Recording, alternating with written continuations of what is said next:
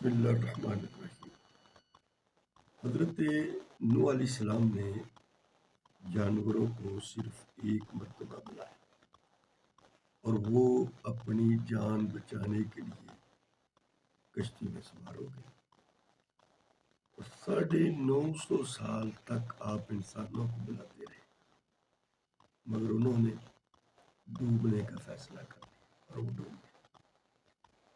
نوح علیہ السلام کے بیٹے نے اپنے آپ کو بدلنے کا ارادہ نہیں کیا، حالانکہ وہ اس وقت سب سے بڑے داعی، سب سے بڑے دین کے مبلغ نبی کے گھر میں رہتا تھا، اور فرعون کی بیوی نے اپنے آپ کو بدلنے کا ارادہ کر لیا، حالانکہ وہ اس وقت سب سے بڑے ظالم کے گھر میں رہتی تھی، اللہ کے دشمن کے گھر میں رہتی تھی۔ تو محض حالات کا بہانہ مت بنائیے، حالات کا بہانہ مت بنائیے، راستہ آپ نے خود منتخب کرنا ہے۔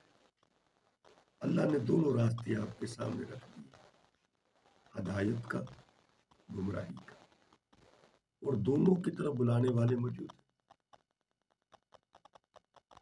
انبیاء کی تعلیمات اور دوسری طرف شیطان ہے۔ قرآن و سنت ہدایت کی صورت میں آپ کے سامنے موجود ہے، اور دوسری طرف شیطان کی دعوت ہے۔